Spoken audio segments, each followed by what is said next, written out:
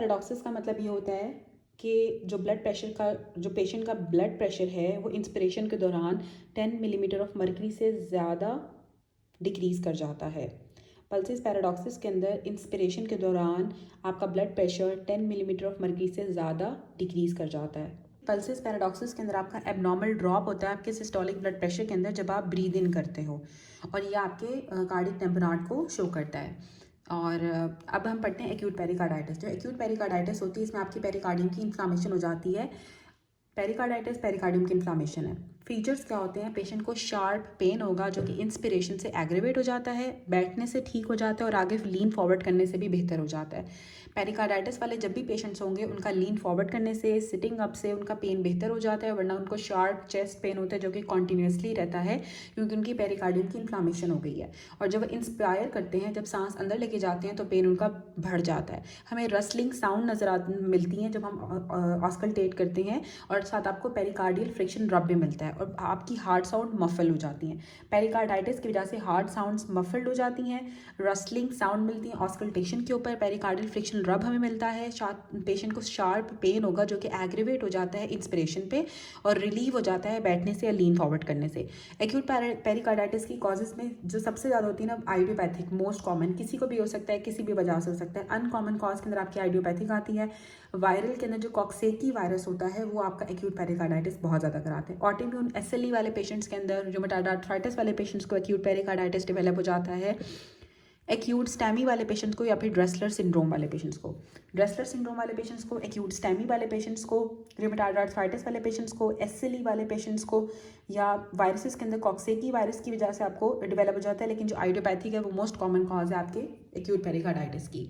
ECG के ऊपर हमें कनकेव या saddle shape ST segment elevation मिलती है और पीआर सेगमेंट का डिप्रेशन हो जाता है। जो मोस्ट स्पेसिफिक ईसीजी फाइंडिंग है पेरिकार्डाइटिस के लिए, इसमें आपका पीआर सेगमेंट का डिप्रेशन हो जाएगा। पीआर डिप्रेशन होता है एक्यूट पेरिकार्डाइटिस के अंदर, और आपका जो एसटी सेगमेंट की जो एलिवेशन होती है वो वाइड स्प्रेड होगी और कनकेव हो जाती है, सैडल शेप हो जाती है। वाइड स्प्रेड, कनकेव या सैडल शेप आपकी एसटी सेगमेंट की एलिवेशन हो जाती है एक्यूट पेरिकार्डाइटिस में। ड्रेसलर सिंड्रोम के बारे में बताती हूँ। ड्रेसलर सिंड्रोम एक ऐसी कंडीशन होती है जो कि मायोकार्डियल इन्फाक्शन के बाद आपको स्टीराइल पेरिकार्डाइटिस डेवलप हो जाता है जब आपकी एक मायोकार्डियल इंजरी होती है। उसके बाद आपको स्टीराइल पेरिकार्डाइटिस डेवलप हो जाएगा। इसके अंदर भी आपके पेरिकार्डियम की इन्फ्लामेशन होती है और साथ आपको उसमें पेरिकार्डियल इफ्यूजन मिलती है, प्लूरेटिक चेस्ट पेन मिलता है और साथ आपकी इन्फ्लामेटरी मार्कर्स रेज हो जाती हैं। अगर तो मायोकार्डियल इन्फाक्शन के बाद या स्टेमी के बाद आपको पेरिकार्डाइटिस डेवलप हो रहा है तो उसको हम ड्रेसलर सिंड्रोम कहते हैं। इसको हम पोस्ट मायोकार्डियल इन्फाक्शन सिंड्रोम भी कहते हैं। वो की है कि ये आपकी saddle shape ST segment elevation है जो कि आपको एक्यूट पेरिकार्डाइटिस के अंदर मिलती है। इसको हम कनकेव शेप भी कहते हैं या इसको हम सैडल शेप भी कहते हैं। जो नॉन कनकेव शेप होती है वो ये वाली शेप होगी, और अगर जो कनकेव शेप है ये आपकी एसटी सेगमेंट की एलिवेशन एक्यूट पेरिकार्डाइटिस में होती है। प्रिसाइजली यहाँ पे शो किया हुआ है कि आपकी concave shape ST segment elevation होती है एक्यूट पेरिकार्डाइटिस में। हमारे पास एक्यूट मायोकार्डाइटिस के अंदर आपकी मायोकार्डियम की इन्फ्लामेशन हो जाती है। इसमें पेशेंट को चेस्ट पेन होगा, फीवर हो जाएगा, पैल्पिटेशंस होती हैं, टेकीकार्डिया होता है। आपके सॉफ्ट फर्स्ट हार्ट साउंड आपकी सॉफ्ट हो जाती है और फोर्थ हार्ट साउंड हमें मिलती है एक्यूट मायोकार्डाइटिस के अंदर। S4 गैलोप हमें मिलता है एक्यूट मायोकार्डाइटिस के अंदर, और जो फर्स्ट हार्ट साउंड होती है वो सॉफ्ट हो जाती है। पेशेंट को वैसे ही चेस्ट पेन होगा, फीवर हो जाएगा, पैल्पिटेशंस होंगी और टेकीकार्डिया हो जाएगा। एक्यूट पेरिकार्डाइटिस के अंदर पेशेंट को ऐसे ही प्रेजेंट करता है कि उसको चेस्ट पेन होती है, फीवर होगा, लेकिन इसमें मेन फैक्टर ये होता है कि बैठने से या फिर लीन फॉरवर्ड करने से उनका पेन बेहतर हो जाता है। अब आते हैं कशिंग ट्रायड। जो कशिंग ट्रायड होता है ये आपका फिजियोलॉजिकल नर्वस सिस्टम का रिस्पॉन्स होता है जब आपका इंट्राक्रेनियल प्रेशर ज़्यादा हो जाता है। जब आपका इंट्राक्रेनियल प्रेशर डेवलप हो जाता है, ये ज़्यादा हो जाता है, जब किसी को इंट्राक्रेनियल अगर हाइपरटेंशन डेवलप होगी तो उसमें कशिंग ट्रायड डेवलप हो जाता है। कशिंग ट्रायड के अंदर ब्रेडिकार्डिया हो जाता है, ब्लड प्रेशर लो हो जाता है, हार्ट रेट लो हो जाता है, ब्लड प्रेशर ज़्यादा हो जाता है और रिस्पायरेशन आपकी डिक्रीज़ हो जाती है। इसमें क्या होगा कि आपको ब्लड पे हाइपर टेंशन हो जाएगी, ब्रेडिकार्डिया हो जाएगा, साथ इसमें आपकी रिस्पायरेशन डिक्रीज़ हो जाती है। याद रख लें कि शॉक और इंट्राक्रेनियल प्रेशर जब आपका ज़्यादा होता है, कशिंग ट्रायड को हम किस तरह से डिफरेंशिएट करते हैं। जब आपका इंट्राक्रेनियल प्रेशर ज़्यादा होता है तो आपका ब्लड प्रेशर ज़्यादा हो जाता है, आपका हार्ट रेट डिक्रीज़ कर जाता है, आपका रिस्पायरेटरी रेट डिक्रीज़ कर जाता है। लेकिन शॉक वाले पर्सनस के अंदर उनका ब्लड प्रेशर लो हो जाता है, हार्ट रेट ज़्यादा हो जाता है और रिस्पायरेटरी रेट भी ज़्यादा हो जाता है। तो शॉक और इंट्राक्रेनियल हाइपरटेंशन जो होती है वो आपकी ऑपोजिट है एक दूसरे के। यहाँ मैं सबसे पहले पेरिकार्डाइटिस के बारे में, एक पेशेंट है उसको बुखार हुआ है एक हफ्ता पहले, ऑस्कल्टेशन के ऊपर उसकी लंग फीड बिल्कुल क्लियर है और आपको रसल मरमर नजर आ रहा है left side of the sternum के ऊपर, डायग्नोसिस क्या होगी? पेरिकार्डाइटिस। अगर आपको रसलिंग साउंड मिलती है या रसल मरमर मिलता है तो आपको पेरिकार्डाइटिस होता है। पेशेंट प्रेजेंट किया, उसको पेन हुआ जो कि बैक पे रेडिएट कर रहा है, मफल्ड हार्ट साउंड हो गई है लेफ्ट स्टर्नल बॉर्डर के ऊपर, तो पेरिकार्डाइटिस होगा। पेरिकार्डाइटिस के अंदर आपकी मफल्ड हार्ट साउंड हो जाती है। पेशेंट प्रेजेंट किया, उसको फीवर है, शॉर्टनेस ऑफ ब्रेथ है, ऑस्कल्टेशन के ऊपर आपको रसलिंग साउंड नजर आ रही है एपिक्स के ऊपर, तो हार्ट जो कौन सा हार्ट का एरिया इन्वॉल्व होगा? आपकी पेरिकार्डाइटिस डेवलप हो गई है। जब आपको रसलिंग साउंड मिल जाए या मफल हार्ट साउंड मिल जाए या रसल मरमर मिल जाए तो आपको पेरिकार्डाइटिस डेवलप हो गया है। अब एक फीमेल है, उसको 10 दिन पहले बुखार हुआ था, चेस्ट पेन उसका बैक तक रेडिएट कर रहा है, ऑस्कल्टेशन के ऊपर आपको रसलिंग साउंड मिल रही है तो उसको पेरिकार्डाइटिस होगा। पेशेंट है, उसको पेरिकार्डियल फ्रिक्शनल रब है।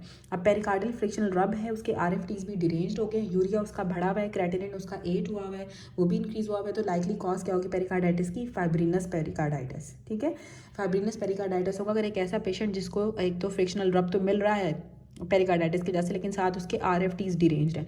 अगर आरएफटीज डिरेंज्ड होंगे तो फाइब्रिनस पेरिकार्डाइटिस होगा। बात दिया हुआ है कि एक 75 ईयर ओल्ड मेल है, उसको स्टेबल एंजाइना हो रहा था, इमरजेंसी के अंदर आया, साथ उसको शॉर्टनेस ऑफ ब्रेथ है, क्रेटिनिन उसका 10 है, यूरिया इसका 200 है, ऑस्कल्टेशन के ऊपर आपको पेरिकार्डियल फ्रिक्शनल रब मिल रही है, science of fusion, likely diagnosis क्या होगा? Uremic pericarditis. ठीक है, अब यूरिया उसका 200 हुआ है, क्रेटिनिन 10 है, आई थिंक ये भी आपका जो है ना यूरेमिक पेरिकार्डाइटिस ही होना चाहिए, क्योंकि जब यूरिया उसका रेज्ड है, किडनीज उसके डिरेंज्ड है, तो उसको यूरेमिक पेरिकार्डाइटिस ही होगा।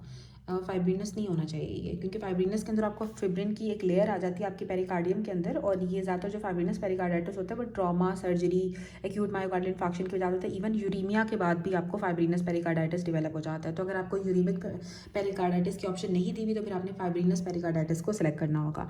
अब एक 23 ईयर ओल्ड मेल है, स्टेबल, उसको स्टेबल था बार फ्लाइट के अंदर, और ब्लेड उसका लगा है उसकी चेस्ट के अंदर, लेफ्ट फिफ्थ इंटरकॉस्टल स्पेस के अंदर, उसकी स्टर्नम के बिल्कुल लैटरली उसने पियर्स किया है, अप्रॉक्सीमेटली 4 सेंटीमीटर डीप गया है। कौन सा स्ट्रक्चर लाइकली डैमेज होगा? तो उसकी पेरिकार्डियम डैमेज हो सकती है। यूरेमिक पेरिकार्डाइटिस है ना, ये आपकी किडनी डिजीज़ की कॉम्प्लिकेशन की वजह से डेवलप होता है। ये एक्यूट या क्रॉनिक रीनल फेलर वाले पेशेंट्स में डेवलप हो जाता है, डायलिसिस से पहले भी हो सकता है और डायलिसिस ट्रीटमेंट के दौरान भी यूरेमिक पेरिकार्डाइटिस डेवलप हो सकता है। तो किडनी डिजीज़ वाले पेशेंट्स के अंदर यूरेमिक पेरिकार्डाइटिस डेवलप हो जाता है। पेरिकार्डाइटिस होते हैं, इनकी बहुत सारी टाइप्स होती हैं। इन्फेक्शस की वजह से हो सकता है, जिसमें आपको कॉक्सेकी वायरस हमने पढ़ा था, main coxsackie A and B viruses की वजह से।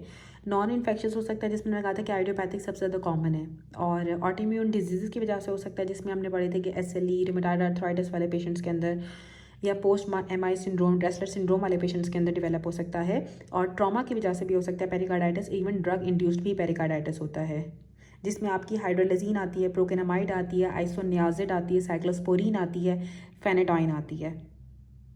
नहीं, जो पेरिकार्डाइटिस है ना वो 3 तरह का होता है। एक सीरियस पेरिकार्डाइटिस होता है, एक आपका फाइब्रिनस या फिर सीरो फाइब्रिनस पेरिकार्डाइटिस होता है, और एक आपका हेमरेजिक पेरिकार्डाइटिस होता है।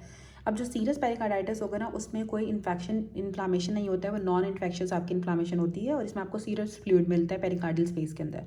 जो आपका फाइब्रिनस या फिर सीरो फाइब्रिनस पेरिकार्डाइटिस होता है ना, ये मोस्ट फ्रीक्वेंट टाइप होती है, जिसमें आपको सीरस फ्लूइड मिलेगा और साथ आपको फाइब्रस कैप्सूल का एक्सुडेट भी मिलता है। और तीसरा जो होता है ना, वो आपका हेमरेजिक पेरिकार्डाइटिस होता है, जो कि ब्लड होगा और साथ इसमें आपका फाइब्रस जो है ना वो tissue mix, fibrinous tissue mix हुआ हुआ होता है हेमरेजिक पेरिकार्डाइटिस के अंदर। अब जो सीरियस पेरिकार्डाइटिस है, जो कि नॉन इन्फेक्शियस होता है ना, वो आपका rheumatic fever, SLE, autoimmune diseases, viral infection हो गया, या अपर रिस्पिरेटरी ट्रैक की अगर इन्फेक्शन डेवलप हुई तो उसमें आपको सीरियस पेरिकार्डाइटिस डेवलप हो जाता है। जो फाइब्रिनस पेरिकार्डाइटिस है ना, वो एक्यूट MI वाले पेशेंट्स के अंदर, इन्फाक्शन के बाद ड्रेसलर सिंड्रोम के अंदर, यूरीमिया वाले पेशेंट्स के अंदर भी फाइब्रिनस पेरिकार्डाइटिस होता है। ठीक है, चेस्ट रेडिएशंस की वजह से फाइब्रिनस होता है, और रिमैटिक फीवर वालों के अंदर, SLE वालों के अंदर, इवन ट्रॉमा वाले पेशेंट्स के अंदर भी फाइब्रिनस या फिर सीरो फाइब्रिनस पेरिकार्डाइटिस डेवलप हो जाता है। इसीलिए जब किसी पेशेंट के अगर RFTs डिरेंज्ड होंगे तो आपने उसको फाइब्रिनस पेरिकार्डाइटिस को ऑप्शन को क्लिक करना है, या फिर आपने यूरेमिक पेरिकार्डाइटिस को क्लिक करना है, क्योंकि यूरीमिया वाले पेशेंट्स को भी फाइब्रिनस पेरिकार्डाइटिस डेवलप होता है। उसके बाद अब यहाँ पे दिया हुआ एक यंग मेल पेशेंट था, उसको बुखार हुआ है 10 डेज़ पहले, और उसको कॉन्टीन्यूस चेस्ट पेन है, और उसकी जो रिस्पायरेशन कॉन्टीन्यूस चेस्ट पेन है, जो कि अनरिलेटेड है उसकी रिस्पायरेशन के साथ, तो लाइकली कॉज क्या होगी? मायोकार्डाइटिस। ठीक है, मायोकार्डाइटिस की वजह से भी पेशेंट को बुखार होता है और कॉन्टीन्यूस चेस्ट पेन होता है। मायोकार्डाइटिस के सिनेरियो के अंदर जो ऑर्गेनिजम्स इन्वॉल्व होते हैं, उसमें सबसे ज़्यादा आपका कॉक्सेकी वायरस इन्वॉल्व होता है। दिया हुआ है कि कार्डिक टेम्पोनाट के बारे में एक सिनेरियो दिया हुआ था। एक पेशेंट आया इमरजेंसी के अंदर, उसकी कार्डिक टेम्पोनाट की आपने डायग्नोसिस बनाई है, तो क्लिनिकल फाइंडिंग के ऊपर हमें पल्सेस पैराडॉक्सिस मिलेगी कि इंस्पिरेशन के ऊपर उसका systolic blood pressure 10 millimetre of mercury से ज़्यादा फॉल करेगा। अब एमआई डेवलप हुआ है 9th डे के ऊपर, सडनली एक पेशेंट है वो वॉशरूम में उसकी डेथ होगी, तो कॉज क्या होगी? कार्डिक टेम्पोनाट। ठीक है, मायोकार्डियल इन्फाक्शन हुआ था, 9 दिन के बाद अचानक से वो वॉशरूम में उसकी डेथ हो गई है, तो कार्डिक टेम्पोनाट की वजह से उसकी सडन डेथ हुई होगी एमआई के बाद, क्योंकि हमने पढ़ा था ड्रेसलर सिंड्रोम पोस्ट इन्फाक्शन भी आपको पेरिकार्डाइटिस डेवलप हो जाता है। अब एक मेल पेशेंट है, उसको ट्रांसम्यूरल मायोकार्डियल इन्फाक्शन डेवलप हुई है और उसकी सडनली 8 डेज़ के बाद वॉशरूम में डेथ हो गई। जो मोस्ट लाइकली कॉज क्या होगी? वो कार्डिक टेम्पोनाट होगी। कार्डिक टेम्पोनाट की वजह से जिसको हार्ट अटैक होते हैं उनके 8 से 10 दिन के बाद उनकी डेथ हो सकती है। उसके बाद आता है कशिंग रिफ्लेक्स या कशिंग ट्रायल। ठीक है, आपका जो कशिंग रिफ्लेक्स होता है इसमें हमें क्या मिलता है? आपका हार्ट रेट डिक्रीज़ कर जाएगा।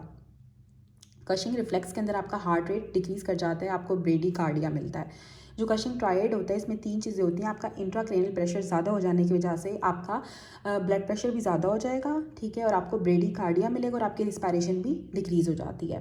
ब्लड प्रेशर अगर आपका इंक्रीज़ हो रहा है और साथ आपका हार्ट रेट डिक्रीज़ कर रहा है, तो आपका इंट्राक्रेनियल प्रेशर के अंदर आपका जब इंट्राक्रेनियल प्रेशर ज़्यादा होता है तो आपका ब्लड प्रेशर ज़्यादा हो जाता है, ठीक है, और हार्ट रेट डिक्रीज़ कर जाता है। अब यहाँ पे दिया हुआ है कि अगर इंट्राक्रेनियल प्रेशर आपका ज़्यादा हो गया, कौन सा मैकेनिज्म है जो कि आपके सेरिब्रल ब्लड फ्लो को मेंटेन करता है? जो कशिंग रिफ्लेक्स होता है वो आपके सेरिब्रल ब्लड फ्लो को, आपके ब्रेन के ब्लड फ्लो को मेंटेन रखता है जब आपकी इंट्राक्रेनियल प्रेशर ज़्यादा हो जाता है। तो जब आपका इंट्राक्रेनियल प्रेशर ज़्यादा होगा तो आपका ब्लड प्रेशर भी ज़्यादा हो जाएगा, लेकिन आपका हार्ट रेट डिक्रीज़ कर जाता है और आपकी रिस्पायरेशन भी डिक्रीज़ कर जाती है। अब एक मिडिल एज मैन है, उसको मायोकार्डियल इन्फाक्शन हुई, कौन सी कंडीशन है जो मोस्ट लाइकली उसमें डेवलप हो सकती है नेक्स्ट 24 आवर्स के अंदर? अगर एमआई वाला पेशेंट है, अगले 24 घंटे के अंदर सबसे ज़्यादा उसको वेंट्रिकुलर एरिथमियाज डेवलप हो सकते हैं। मोस्ट इंपॉर्टेंट कॉज जो होती है ना लो एम्पलीट्यूड क्यूआरएस कॉम्प्लेक्स की, वो ओल्ड एमआई होता है। अदर कॉजेज़ भी हो सकती हैं जिसमें आपका टेम्पोनाड आ सकता है, आपका कंस्ट्रक्टिव पेरिकार्डाइटिस आ सकता है, लेकिन जो मोस्ट कॉमन कॉज है जिसकी वजह से आपका क्यूआरएस कॉम्प्लेक्स का एम्पलीट्यूड लो हो जाता है, that is old MI, old myocardial infarction. अब कौन सा सेलुलर प्रोसेस होता है जो कि लाइकली होता है मायोकार्डियम ऑफ द पेशेंट के अंदर, जिनको मायोकार्डियल इन्फाक्शन हुआ होता है और जिसको हमने फाइब्रिनोलिटिक एजेंट से ट्रीट कर रहे होते हैं, उनके अंदर फ्री रेडिकल की फॉर्मेशन हो जाती है। अब ऐसा एमआई वाला पेशेंट जिसको हम फाइब्रिनोलिटिक एजेंट से ट्रीट कर रहे हैं, तो उनकी मायोकार्डियम के अंदर क्या होता है? फ्री रेडिकल्स की फॉर्मेशन हो जाती है। मायोकार्डियल इन्फाक्शन के अंदर जो शॉक होता है वो कार्डियोजेनिक शॉक होता है। एमआई वाले पेशेंट के अंदर जो शॉक होता है वो कार्डियोजेनिक शॉक होता है। Cardiogenic shock most commonly myocardial infarction के अंदर होता है। अब उसके बाद हम पढ़ते हैं जो माइट्रल वाल्व की स्टेनोसिस होती है, तो जो माइट्रल वाल्व हमें सबसे ज़्यादा अच्छा कहाँ पे सुनाई देता है? एपेक्स ऑफ द हार्ट के ऊपर सुनाई देता है। माइट्रल वाल्व सबसे ज़्यादा हमें एपेक्स ऑफ हार्ट के ऊपर सुनाई देता है और माइट्रल वाल्व की स्टेनोसिस में जो है वो एपेक्स ही आपकी इन्वॉल्व होगी। अब सबसे एरियाज ऑफ ऑस्कल्टेशन बताए हुए, इसका निमोनिक है APTM, ठीक है। सबसे पहले आता है आपका एओटिक एरिया। एओटिक एरिया हम राइट इंटरकॉस्टल स्पेस के अंदर करते हैं। उसके बाद आता है पी से आ जाएगा पल्मनरी एरिया, आप लेफ्ट सेकंड इंटरकॉस्टल स्पेस के अंदर करोगे, ठीक है।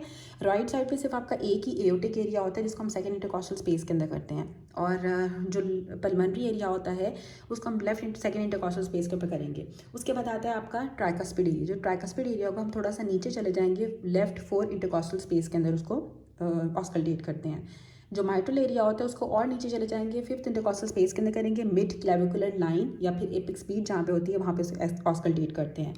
अब जो माइट्रल वाल्व का मरमर होता है वो सबसे ज़्यादा हमें लेफ्ट 5th इंटरकॉस्टल स्पेस के अंदर मिलता है, मिड क्लेविकुलर लाइन के ऊपर। मिड क्लेविकुलर लाइन और जो लेफ्ट 5th इंटरकॉस्टल स्पेस है जहाँ पे बेसिकली हमारी एपिक्स होती है, वहाँ पे हमें माइट्रल वाल्व का मरमर मिलता है।